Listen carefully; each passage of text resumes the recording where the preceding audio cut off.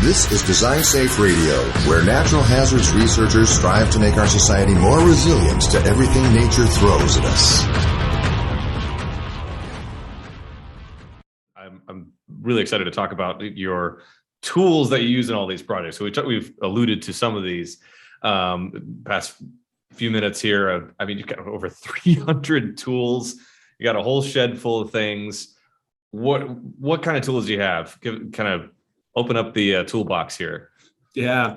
So we have groups, and it's kind of a little bit easier to think about it in that sense. We have several laser scanners. In fact, we have more than several. We have something in the order of about 10 laser scanners at this point.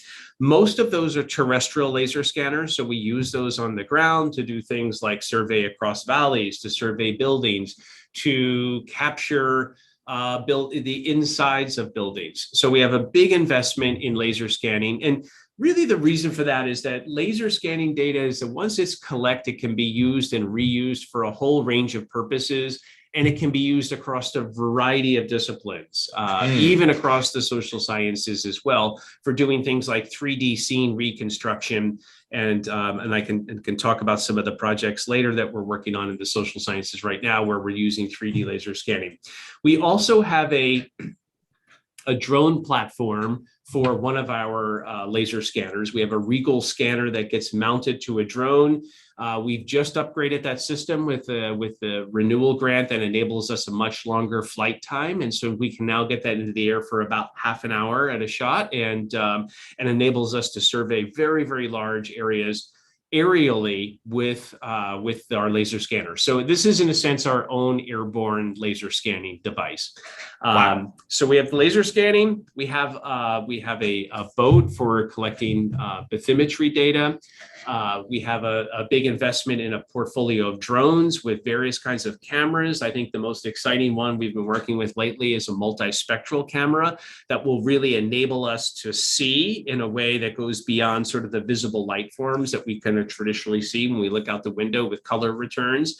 And there's been some really exciting research results coming from teams who have been looking at things with this multispectral data. And then if we have a whole suite of instruments for listening to the ground to listening to buildings. And so those are things like accelerometer arrays, but we also have seismometers. You can listen to things like ambient noise vibrations to get a sense of what the seismic site characteristics are of sites. And then we have RAP, and I know you wanted to ask about RAP, but I see RAP as one of our instruments. It's our mobile software platform, and I'll throw that in the box as we open up our tool shed here.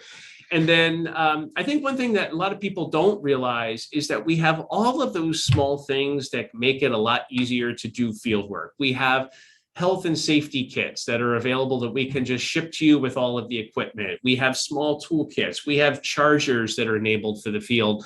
All of these little details so that when you find yourself deploying on short notice to Alaska, you have these in sort of your toolkit of things you need to turn to when you need to recharge batteries in the field, amongst other kind of like practical concerns that come up. So you're throwing in those are some of the big ski long underwear when you go to Alaska, right? We don't provide that, but we'll add that to our list.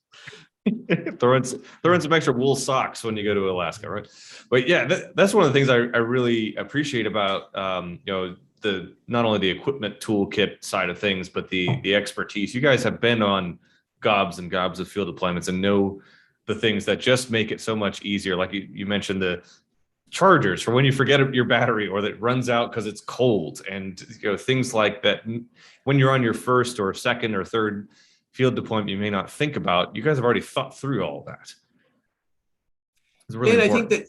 I think that the value, it's a really interesting point, because I think that the value we add is that intellectual and human capital to the instruments. It's really coupling those two together. We have some very high-end instruments like our laser scanning drone system. That's a system that's on the order of about $300,000. But we also have drone systems with high-resolution cameras that are on the order of about $5,000 to $6,000. And so while that is not a top dollar instrument, the value that we add is that we have dozens of flight hours with that system, and we can very quickly troubleshoot problems that exist in the field.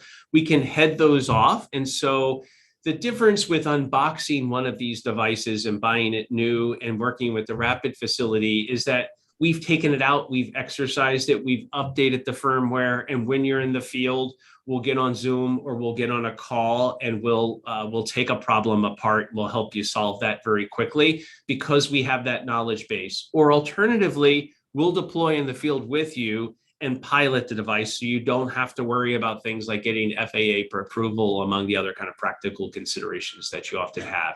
So again, that is the value I think that we have through just the many, many years of kind of collective field experience we have investigating disasters, of putting that knowledge just into the portfolio, but also into the systems we have for supporting teams in the field. Yeah, it's really important, that piece of, I mean, just about anybody can learn how to pilot a drone very quickly, but learning how to pilot a drone in the specific environments that you're in safely and to collect that very perishable data well and troubleshoot when things go wrong, because we know things always will in some aspect, whether that's, you know, accidentally crashing into the side of the building and breaking propeller. Not that you've done that, but I would if I were piloting a drone. And you've had that happen before and know how to avoid that or mitigate and make it not hurt so bad, or you have a backup plan in case that happens and you're prepared for all these things. And that is a very valuable part of teaming up with you guys. Thanks for listening to today's episode of Design Safe Radio. This show is sponsored by the National Science Foundation, grant number 2129782. You can subscribe to Design Safe Radio on iTunes, Stitcher, or wherever you find your podcasts. Please leave us a review so that we can improve the show and also help others find our episodes in iTunes. Thanks for your feedback and support. We really appreciate it. You can find out more about NHERI at designsafe-ci.org, on Facebook at Design Safe Radio, or on Twitter at NHERI Design Safe.